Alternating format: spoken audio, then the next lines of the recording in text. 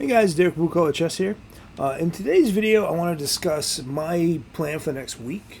So I kind of do mine on a weekly basis. I recently kind of took a break from chess, so that happened too, So I didn't really have much of a plan at all during that time. I played a few blitz games while I was waiting for a dock to open up at one of my stops, and those type of things. But anyways, I I don't think you need to spend a lot of time, and I'm going to show you like kind of how the time kind of racks up on you, right? So it my plan right now is basically watching a couple video series, doing a little bit of a chessboard course, and working with my coach, and everything else is going to be just playing and having fun. And I think this is all that I need to do to at least maintain and probably get a little bit better. So I have found working like this tends to keep me motivated in chess. It doesn't burn me out and that type of stuff. So the first thing that my priority for the week is going to be learning the national variation of the Sicilian. And so what I'm going to do is I found a series by National Master Robert Ramirez, who, if you found my videos, you've definitely found that guy's videos. He's fantastic. I think he's probably the best coach on YouTube, 100%, because he's actually extremely realistic. Anyways, so he has a playlist of Najdorf videos, and if you go through it, it'll take you about, I think it was like 2 hours and 15 minutes run time in that range. I figure if you're going to throw everything into a lead chess study, it'll take you about 3 hours, okay? So I'm planning on 3 hours this week, kind of going through his videos, learning what he wants to learn, or learning what he wants to teach you, and plugging everything into the study that I created on lead chess. If you don't know how to create a study, I've got a video for that. Just look at my videos. And you got to do some more work too. So I'll plan that for the next week's coming up. He really kind of just covers the major lines and briefly talks about some of the other stuff. I already have an anti-Sicilian repertoire, so I don't really need that. I really just kind of need to know what to do in the Najdorf in the main lines. So again, that's going to be about 3 hours this week, going through that. So that's extremely manageable, okay? My other learning aspect is going to go through a couple power play games. It's good to, I think, go through a couple master games explained by somebody who's also a master. So this is Daniel King, and he's going to ask me a couple questions during the videos, and that's going to be enough. Honestly, if I do more than that, especially in a sitting, I start to lose interest, and I'm not as engaged. So everything I tell you when it comes to like videos on YouTube, you have to stay engaged. If you can't stay engaged, then it's not going to work for you. Then after that, I'm going to do some problem solving. And the problem solving is going to be, it's a course on Chessable called Boost Your Chess.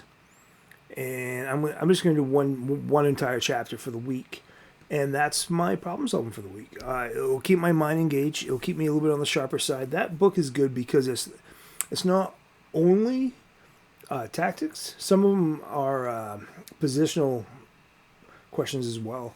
And then my last thing is going to be, I'm going to take a lesson with my coach who I've been with for a little over a year now.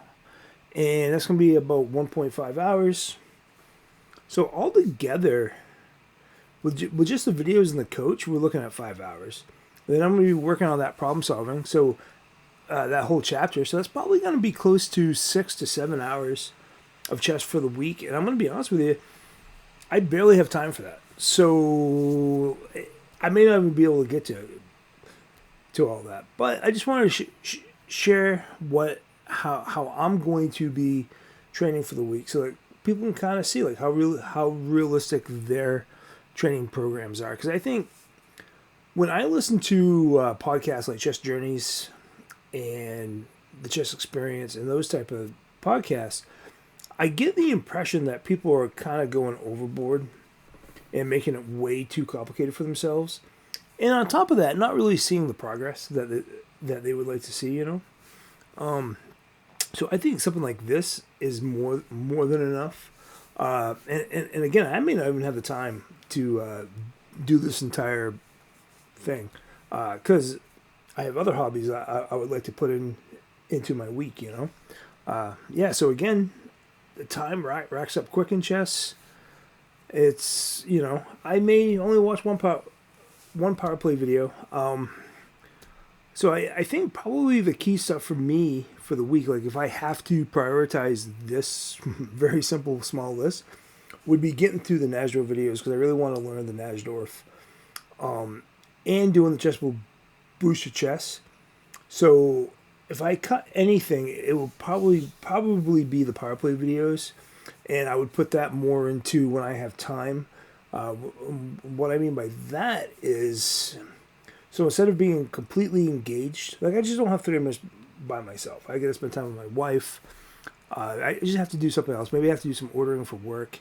I may throw it into there and not be as engaged as I would be, so I'm not getting as much value out of it. So this is Derek Blue Collar Chess. I hope you like this video. I hope it made sense.